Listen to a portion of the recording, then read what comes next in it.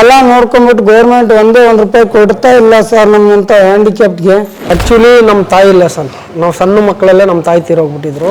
ಮಗಳು ಮದುವೆ ಮಾಡಿದ್ದೇನೆ ಸರ್, ಮಗಳು ಮದುವೆ ಇಲ್ಲ. ಸರ್ಕಾರದಿಂದ ಸಹಾಯಧನ ಸಿಗ್ತಾ ಇದೆ ಸರ್? ಏನೂ ಇಲ್ಲ ಸರ್. ಅದಕ್ಕೆ ನಾವು ಏನು ಹೆಂಗ್ ಬದುಕಬೇಕು ಸರ್, ಜೀವನ ಹೆಂಗ್ ಮಾಡ್ಬೇಕು ನಾವು? ಸಿದ್ದರಾಮಯ್ಯ ಕಾಂಗ್ರೆಸ್ ಸರ್ಕಾರ ಎಷ್ಟು ಸರ್? ಅದೇ ಪಕ್ಕದ ರಾಜ್ಯದಲ್ಲಿ ಏನು ಇಲ್ಲ ಅನ್ನಂದ್ರು 15,000 ಪ್ರತಿ ಮಂತ್ಲಿ ಕೊಡ್ತಾ ಇದ್ದಾರೆ. ಸಾಯಿಲ್ ಗ್ಯಾರಂಟಿ ಇತ್ತು ಸರ್, ನನ್ನ ಸರ್ ಪರಿಸ್ಥಿತಿ ಇತ್ತು ನಂದು. 1, 2 ಹೋಗೋದು ಗೊತ್ತಾಗಲ್ಲ ಸರ್. ಅಲ್ಲಿಂದ ಬಂದು ಕಲ್ ಬಿದ್ದಿದೆ ಸರ್ ಡುಬ್ಬದ ಮೇಲೆ.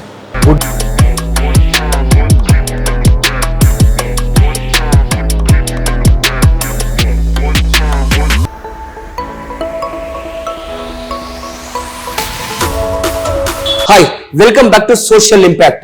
ಜನನಕ್ಕೂ ಒಂದು ಕಾರಣ ಇರುತ್ತೆ, ಮರಣಕ್ಕೂ ಒಂದು ಕಾರಣ ಇರುತ್ತೆ. ಆದ್ರೆ ಅಂಗವಿಕಲರಾಗಿ ಬದುಕೋದಕ್ಕೆ ಎಷ್ಟು ಕಷ್ಟ ಆಗತ್ತೆ ಅಂತ ಈ ವಿಡಿಯೋದಲ್ಲಿ ತೋರಿಸ್ತೀವಿ.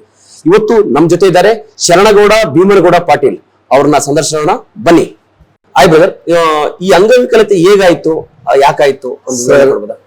ಸರ್, ನಾನು ಊರಲ್ಲಿ ತಮ್ಮನ ಮನೆಯಲ್ಲಿ ಪೆನ್ಷನ್ ಇತ್ತು. ಪೆನ್ಷನ್ ಅದು ಮುಗಿಸ್ಕೊಂಡು ಒಬ್ಬರು ಅಜ್ಜರು ತೀರ್ಕೊಂಡಿದ್ರು ಮನೆಯಲ್ಲಿ.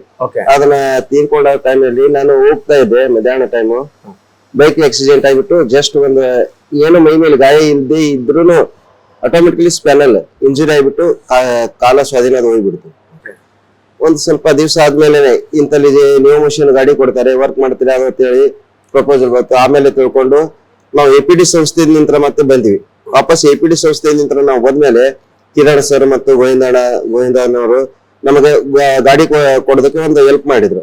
ಅಭಿಷೇಕ್ ಸರ್ ಅನ್ನುವಂಥವ್ರು ನಮಗೆ ಒಂದು ಅಮೆಜಾನ್ ಅಲ್ಲಿ ನೀವು ವರ್ಕ್ ಮಾಡಕ್ಕಾಗುತ್ತೆ, ಅಮೆಜಾನ್ ಅಲ್ಲಿ ಒಂದು ಕ್ರಿಯೇಟಿವಿಟಿ ಮಾಡೋಣ, ಪ್ರಥಮ ಬಾರಿಗೆ ಸ್ಪ್ಯಾನಲ್ ಕಾರ್ಡ್ ಆದಂತ ಅಂಗವಿಕಲರನ್ನು ನಾವು ವರ್ಕ್ ಮಾಡೋದಕ್ಕೆ ನಿಮ್ಗೆ ಪ್ರಿಪೇರೆನ್ಸ್ ಮಾಡ್ತೀನಿ ಅಂತ ಹೇಳ್ಬಿಟ್ಟು ಅಭಿಷೇಕ್ ಸರ್ ಹೊಸ ಸ್ಲಾಟ್ ಅನ್ನ ಬುಕ್ ಮಾಡುವಾಗ ವ್ಯವಸ್ಥೆ ಮಾಡಿಬಿಟ್ಟು ನಮ್ದೇ ಆದಂತದ್ದು ಕ್ರಿಯೇಟಿವಿಟಿ ಮಾಡಿಬಿಟ್ಟು ಎಲ್ಲರಿಗೂ ಮುಂದೆ ಅನುಕೂಲ ಆಗ್ಲಿ ಅಂತ ಹೇಳ್ಬಿಟ್ಟು ಒಂದು 5-6 ಜನಕ್ಕೆ ಮೊದಲು ನಮ್ಗೆ ವರ್ಕ್ ಸ್ಟಾರ್ಟ್ ಮಾಡಿಸಿದ್ರು. ಓಕೆ ಸರ್, ಈ ಘಟನೆ ಆಗಕ್ ಮುಂಚೆ ನಿಮ್ ಜೀವನ ಹೇಗಿತ್ತು, ಈಗ ಹೇಗಾಗಿದೆ ಸರ್? ಸರ್, ನನ್ನ ಜೀವನ ಅನ್ಲಕ್ ಏನು ಒಳ್ಳೆ ರೀತಿ ಐತಿ. ಯಾಕಪ್ಪ ಅಂದ್ರೆ ನಾನು ITI ಕಾಲೇಜ್ ಪ್ರಿನ್ಸಿಪಾಲ್. ನಾನು 10 ಇಯರ್ ಎಕ್ಸ್ಪೀರಿಯನ್ಸ್. ಯಾಕಪ್ಪ 2004ರಿಂದ ನಾನು ITI ಕಾಲೇಜ್ ಪ್ರಿನ್ಸಿಪಾಲ್ ಆಗಿ ವರ್ಕ್ ಮಾಡ್ಕೊಂಡು ವಿದ್ಯಾರ್ಥಿಗಳ ಜೊತೆ ಒಳ್ಳೆ ವಿನಾಬಂಧವಾಯ್ತು, ಒಳ್ಳೆ ಸ್ಟಾಫ್ ನಂದು. ಮತ್ತೆ ಇನ್ನೊಂದು ಏನಪ್ಪಾ ಅಂದ್ರೆ ಒಳ್ಳೆ ಸಂಸ್ಥೆ ಶ್ಯಾಮ್ ರೆಡ್ಡಿ ಚೌಧರಿ ಅನ್ನುವಂಥವ್ರು, ಒಂದು ಶ್ರೀ ಸಿದ್ಧ ತೋಟೇಂದ್ರ ITI ಕಾಲೇಜ್ ಕೆಂಬಾವಿ ಅಂತ ಆ ಸಂಸ್ಥೆಯಲ್ಲಿ ಒಳ್ಳೆ ಪ್ರಿನ್ಸಿಪಲ್ ಆಗಿ ಒಳ್ಳೆ ವರ್ಕ್ ಮಾಡ್ಕೊಂಡು ಹೋಗುವಂತ ಟೈಮಲ್ಲಿ ಅಚಾನಕ್ ಆಗಿ ಇದೊಂದು ಆಕ್ಸಿಡೆಂಟ್ ಅನ್ನುವಂಥ ಭೂತ ನನಗೆ ತಪ್ಪಿಸ್ಕೊಳಕ್ ಆಗ್ಲಾದಂತ ಅನುಭವ ಆಗಿ ಈ ಪರಿಸ್ಥಿತಿ ಆಗಿದ್ದೀನಿ. ಇವಾಗ ಅಲ್ಲಿ ಬನ್ನಿ ಅಂತ ಹೇಳ್ತಾ ಇದಾರೆ.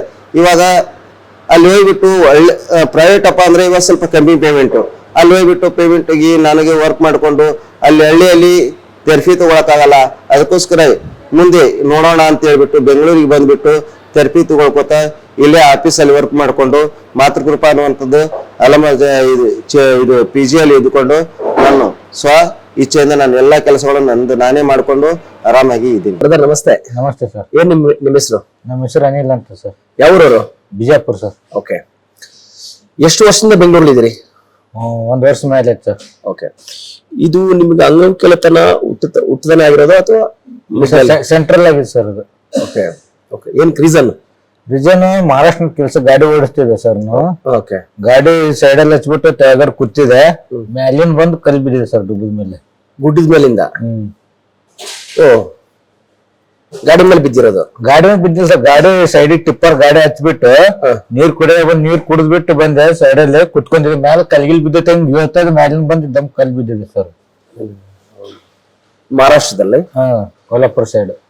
ಸರ್ಕಾರದಿಂದ ಏನು ಸಹಾಯ ಆಗ್ಲಿಲ್ಲ? ಸರ್ಕಾರದಿಂದ ಏನು ಸಹಾಯ ಆಗಿಲ್ಲ ಸರ್.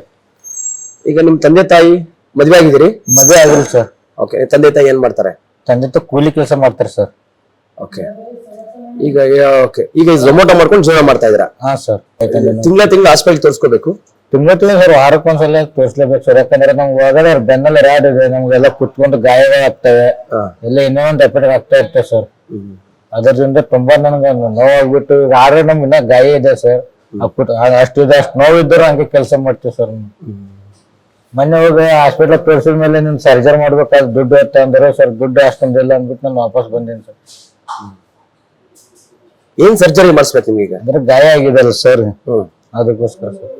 ಯಾವ ಹಾಸ್ಪಿಟಲ್ಗೆ ಆಕ್ಚುಲಿ ಎಲ್ಲಿ ಹೋಗ್ಬೇಕು, ಯಾವ ಹಾಸ್ಪಿಟಲ್ ಸೇರ್ಬೇಕು ಆಕ್ಚುಲಿ? ಇಲ್ಲಿ ಅಂದ್ರೆ ನಮ್ದು ಏನು ಪೇನಕರ್ ಗೊತ್ತಿರುತ್ತಲ್ಲ ಸರ್, ಅಲ್ಲಿ ಹೋಗ್ಬಿಟ್ಟು ಅಡ್ಮಿಟ್ ಆಗ್ಬೇಕು ಸರ್. ಯಾಕಂದ್ರೆ ತುಂಬಾ ರಾಡ್ ತುಂಬಾ ನೋವು ಆಗ್ತಾ ಇದೆ. ನಿಮ್ಗೆ ಕೆಂಗೇರಿಯಲ್ಲಿ RR ಹಾಸ್ಪಿಟಲ್ ಅಂತ ಇದೆ, ರಾಜರಾಜೇಶ್ವರಿ ಹಾಸ್ಪಿಟಲ್. ಹಾ ಸರ್. ಅಲ್ಲಿ ಏನ್ ತೋರಿಸ್ತಾ ಡಾಕ್ಟರ್ ಪರಿಚಯ ಇದಾರೆ, ಬೇಕಾದ್ರೆ ನಾನು ಆ ವಿಚಾರದ ಸಹಾಯ ಮಾಡ್ತೀನಿ ಬೇಕಾದ್ರೆ. ನಿಮ್ಗೆ ಅಲ್ಲೇನ ತೋರಿಸ್ತೀನಿ ಅಂತಂದ್ರೆ ಬ್ರದರ್, ಈ ಘಟನೆ ಆದ್ಮೇಲೆ ನಿಮ್ಗೆ ಏನ್ ಅನಿಸ್ತು ಬ್ರದರ್? ಅಂದ್ರೆ ಈ ಜೀವನ ಮಾಡ್ಲಿಕ್ಕೆ ಸೊ ಹೇಗೆ ನೀವು ಸರ್ವೈವ್ ಆದ್ರಿ? ಈ ಜೀವನ ಮಾಡಿದ ಬಿದ್ದಿದ ಮೇಲೆ ಸರ್ ಒಂದ್ 8 ತಿಂಗಳು ಮನೇಲಿ ನನ್ನ ಪರಿಸ್ಥಿತಿ ಬಾಳ ಕೆಟ್ಟದಿತ್ತು. ಅದು ಏನ್ ನಮ್ಮ ತಾಯಿ ತಂದೆನು ಎಲ್ಲಾ ನೋವು, ನಮ್ಗೂ ನೋವು ಅನ್ನೋದ್ಬಿಟ್ಟು ನಾನು ಜೇರ್ಕತಿ ಕೆಲ್ಸಕ್ಕೆ ಏನಿ ಇರ್ಲಿಕ್ಕಂದ್ರೆ ಸಾಯ್ದ ಗ್ಯಾರಂಟಿ ಇತ್ತು ಸರ್. ನಾನು ಆ ಸರ್ ಪರಿಸ್ಥಿತಿ ಇತ್ತು ನಮ್ದು ಮನೇಲಿ. ಅಂದ್ರೆ ಇದು ನಾನು 8 ತಿಂಗಳು ಆಗಿದ ಮೇಲೆ ನನಗೊಬ್ರು ಪರಿಚಯ ಆಗಿದ್ದು, ಗೋವಿಂದ ಅಂತೇಳಿ ಬಿಜಾಪುರ. ಕಾಲ್ ಮಾಡಿದ್ರು ಅವ್ರು. ಕಾಲ್ ಮಾಡಿದ ಮೇಲೆ ಈ ತರ ಮುಂಚೆ ಗಾಡಿ ಸ್ಕೊಡ್ತೀನಿ, ಕೆಲಸ ಮಾಡ್ತೀರಾ ಸತ್ತ ಅಂದ್ಬಿಟ್ಟು. ಇಲ್ಲ ಸರ್ ನಾ ಸಾಲಿ ಏನು ಓದಿಲ್ಲ, ಅದರಿಂದ ಸಾಲಿ ಕಲಿಕೆ ನಡೀತೈತಿ, ಕೆಲಸ ಕೊಡ್ತೀವಿ, ಗಾಡಿ ಕೊಡ್ತೀವಿ, ಬರ್ತೀರಾ ಅಂತಂದಿದ್ರು. ಅದರಿಂದ ಬಂದ್ಬಿಟ್ಟೆ ಸರ್ ನಾನು ಸೀದಾ ಬೆಂಗಳೂರು ಮಾತು ಕೇಳ್ಕೊಂಡ. ಬಂದಿದ ಮೇಲೆ ಎಲ್ಲ ಫೀಸ್ನು ಅವ್ರಿಗೆ ಕಟ್ಟ. ಅವ್ರು ಫಿಸಿಕಲ್ ಹ್ಯಾಂಡಿಕ್ಯಾಪ್ ಸರ್. ಅವರು 1 ತಿಂಗಳಿಗೆ 4,000 ರೂಪಾಯಿ ಪೇಮೆಂಟ್ ಕಟ್ಟಿದ್ದಾರೆ. ಕಟ್ ಬಿಟ್ಟು ನನ್ನ ಅಲ್ಲೇ ರೂಮಲ್ಲಿ ಇಟ್ಕೊಂಡ್ ಗಾಡಿ ಬಂದ್ಮೇಲೆ ನಾನು ಅಷ್ಟು ಕಣ್ಣೀರ್ ಹಾಕಿದ್ದೀನಿ. ನಮ್ ಗೌಡ್ರು ಗೌಡ್ರ ಹತ್ರ ಇದ್ರು ಬಿಜಾಪುರ. ಅವ್ರು ನನ್ ಕಾಲೇಜ್ ಆಗ್ತಾ ಇದೆ, ನಂಗೆ ಆಗಲ್ಲ ಗೌಡ್ರ, ನಂಗೆ ಸತ್ತೋಗ್ತೀನಿ ಗೌಡ್ರ, ನಂಗಿಲ್ಲ ಆಗಲ್ಲ, ಸುಮ್ನೆ ನಂಗೆ ಯಾಕೆ ಕಟ್ ಬಂದಿರಿ, ಸಹಾಯಕ ರೆಡಿ ಸರ್, ನಾವು ಸುಮ್ನೆ ತೊಂದ್ರೆ ಬಾ ಆಗ್ತೈತಿ, ಇಲ್ಲಿ ಕುತ್ಕೊಂಡ್ ದುಡ್ಡು ಇಲ್ಲ ಏನಿಲ್ಲ ಅನ್ಬಿಟ್ಟು ನಾನು ಗೌಡ್ರ ಅವ್ರೇನ ಅವ್ರ ಒಂದೇ ಬೇರೆ ಅವ್ರ. ಈಗ ನಿಮ್ಮ ತಂದೆ ತಾಯಿಗೂ ನೀವೇ ಸಪೋರ್ಟ್ ಮಾಡ್ತೀರಾ? ಇಬ್ಬರು 3 ಜನ ಅಂತಂಬ್ರು ನಾವು. ಅವ್ರಿಬ್ಬರು ಮದುವೆ ಆಗ್ಬಿಟ್ಟು ಬೇರೆ ಬೇರೆ ಆಗಿದ್ದಾರೆ ಸರ್. ಓಕೆ. ಯಾರು ನೋಡಲ್ಲ, ಅವ್ರು ನಿಮ್ ಸಹಾಯಕ್ ಬರಲ್ಲ ಸರ್.